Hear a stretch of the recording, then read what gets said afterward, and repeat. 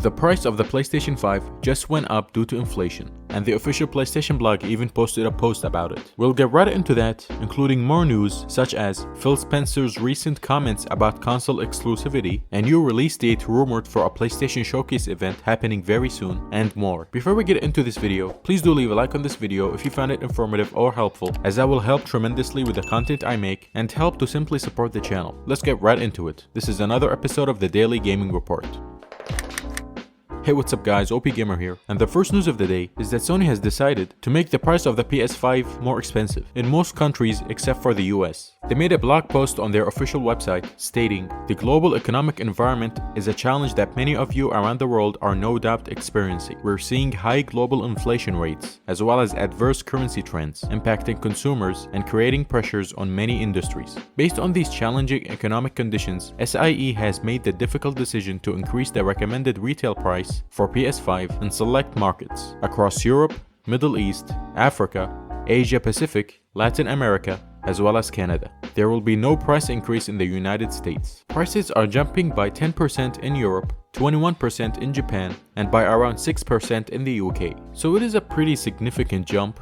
Usually when jumps happen, it's less than 10%, but to see a 21% increase in Japan, that's a huge increase in price. People are finding a hard time to get a PS5 in the first place, and now they have to pay even more money for it. It kinda sucks for every part of the world outside of the US, and I wish Sony could have said more, other than just, oh, the prices aren't increasing in the US. I know that they're blaming it on inflation, and that's something that they can't control, but still, they should have at least apologized for this. I mean, I guess you can say they kind of explained it at the end here when they say, while this price increase is a necessity, given the current global economic environment and its impact on SIE's business, our top priority continues to be improving the PS5 supply situation so that as many players as possible can experience everything that a PS5 offers and what's still to come. Thank you for your continued support." So yes, I get it, it is a necessity, they have to do this. But I feel like for the countries and places that are getting this price hike, they should get something back. Like maybe a gift or a game, or maybe a free PS Plus monthly subscription. I don't know, I just feel like Sony could have said more or done more on this situation. But do leave your thoughts down in the comment section below about what you think of this price hike. Do you think it was inevitable to happen? And do you think Sony could have done more? Moving on, we have a comment by Phil Spencer regarding console exclusivity. Now I have to be honest, I really don't support what Phil Spencer says here, including some other things that he said in the past that I reported on. I just feel like he's been saying a lot of things to defend himself from buying all these exclusive publishers. I mean, he's saying that there isn't a future in exclusives, but at the same time he's buying up exclusives. It just doesn't make any sense to me. This is what he had to say, quote, "Maybe you happen in your household to buy an Xbox and I buy a PlayStation, and our kids want to play together and they can't because we bought the wrong piece of plastic to plug into our television." I mean, I would agree with him here, but we have to remember that not only is he buying Activision, he's also buying Bethesda, and he's proven to have exclusives such as Starfield. The game will not come to PlayStation, at least for now. So it is an Xbox console exclusive, and of course Phil Spencer had a lot to do with that. So it just doesn't make sense to correlate what he's saying here with what he's doing. His actions aren't responsive to his words. I get that he's trying to defend his deal, but this just comes across as over-defensive and nonsensical in my opinion. Again, I have no problem with exclusives, but just come out and be honest about it. You can't say exclusive don't matter and then buy up exclusives. Exclusives do matter. Look at Nintendo. Nintendo wouldn't be nowhere as near as successful if all of the game weren't exclusive. People buy Nintendo Switches because they want to play Nintendo Switch games. People buy PS5s to play PS5 games, and etc. But I would love to hear your thoughts about this. It's a very interesting topic, and I'm sure the opinions will vary. The next news topic, there is a very big rumor that a Sony PlayStation Showcase will go live on September 8th, which funny enough, September 8th is the same day that the new Kojima podcast will start, which is called Brain Structure, and it was revealed on Gamescom 2022 opening night live. So the report says, Nick Baker, which is the co-founder of XboxEra.com, has revealed on Twitter that he's been informed that Sony will host a PlayStation Showcase on September 8th. According to Baker, the former holder was originally going to host the showcase this month, but decided to move it to September.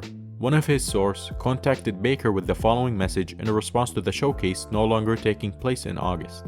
Quote, "Doesn't sound like it. Had 3 different people tell me 8th September within about 20 minutes of each other. I know dates get changed very last second too though, but it sounds like they want to go before Disney." So yeah, this is a pretty definitive answer here. He's basically saying he's very confident in the 8th of September release date. I don't think he's lying here. Now again, Sony tends to delay things. Even if this is true, and there is an event that is supposed to happen on the 8th of September, Sony could see this rumor, and depending on how big the rumor gets, they could just delay the showcase in order to maintain the hype levels and the surprise factor, which I think is smart to do, and Sony has done this many times like I said. Alright, the final news of the day is regarding the game that I'm very excited for, Atomic Heart. Just now, as of recording right now, about an hour ago, they released a combat trailer, and I gotta say, it looks absolutely amazing. I feel like not as many people are talking about this game. I know the trailer for it got 3 million views last time, but I still think that this game looks incredible. I think it should be one of those games that's most talked about right now. I know it's weird looking, but in terms of graphics, gameplay, visuals, and it looks like even the story will be very interesting. Everything about this game looks good to me. I know some people wish that it was in third person, but I feel like in first person, you get to see more details of the open world, especially when you are up close to objects. The enemy designs, the weapons, the areas, and even the music, this game just nails it. I really hope that the game turns out to be just like it is in the trailer.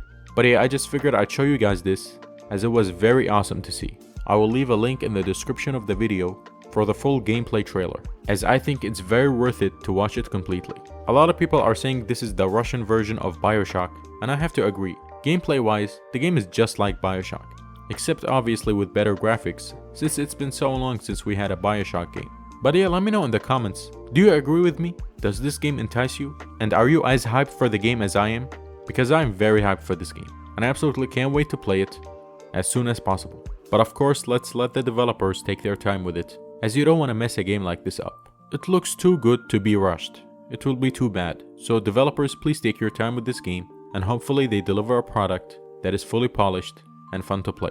As a side note, before I end this video, I did miss some news from past week, such as PlayStation VR for PlayStation 5 will be coming in the first quarter of 2023, which is early 2023. And also the news that the director of God of War Ragnarok, Cory Barlog, reassures fans that the game will not get delayed. So yeah, hopefully these small 2 news pieces made the video a little more positive, as I know at the beginning it had a lot of negative news, but that is what we do here. We report the news. And that is all the news we have for today. If you enjoyed this episode, again please do leave a like on this video to help support the channel. It goes a long way. Also subscribe to the channel for your daily gaming news, and don't forget to hit the bell notification icon to never miss any future uploads. That's all for me now. I'll catch you next time.